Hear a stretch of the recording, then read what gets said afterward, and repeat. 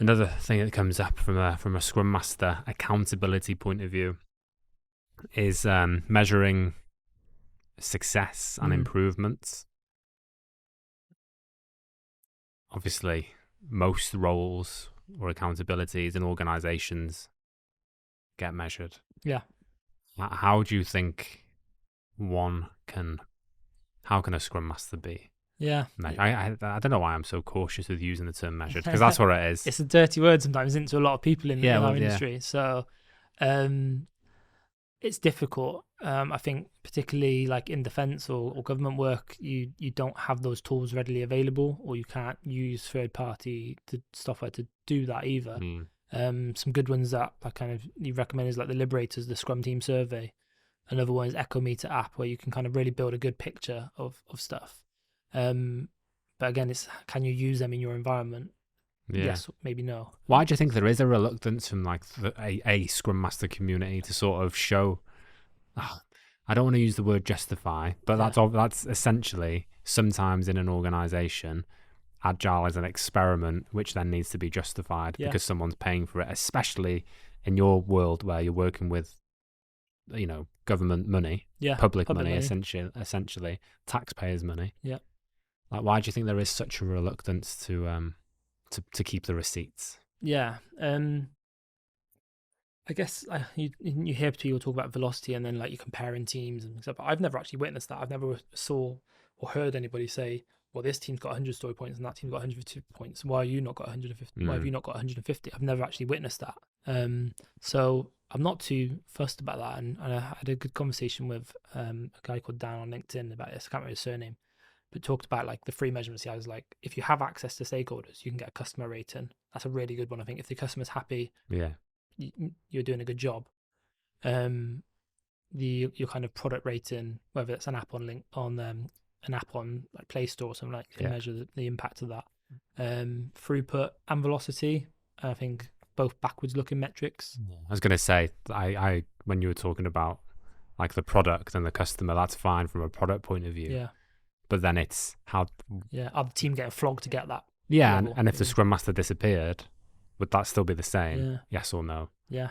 Like it's there's sometimes from a Scrum Master, how am I measured then? Yeah. I think you can measure team health. You can measure that kind of team output and outcomes, but again, that's down to the team as well. Kind of delivering. It's a very difficult thing to measure. I think of how effective you are, or is it the team just being very good? Yeah.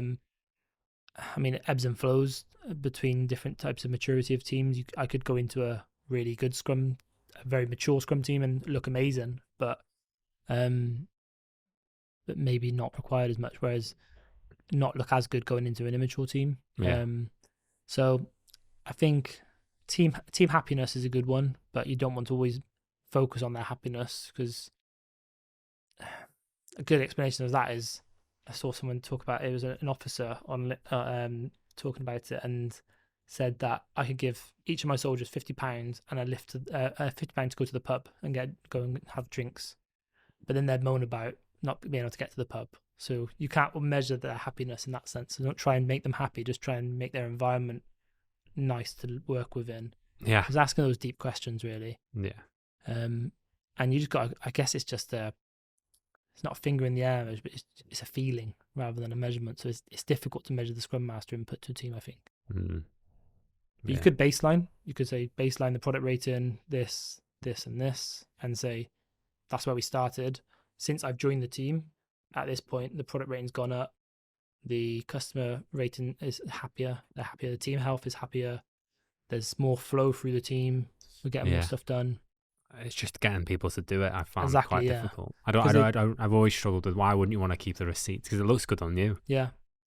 If you've got this rolling commentary of all of this work to back it up that you and the team have done. Yeah. And it's probably me. I don't understand why people wouldn't want to do that. Yeah. Unless they're not doing it.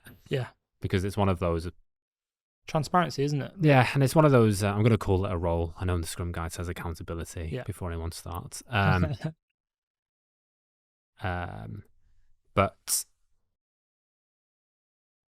you're going to be put under the microscope at times. Yeah. Yeah, and a good question my mentor asked me is, what's the business value of a Scrum Master? Yeah.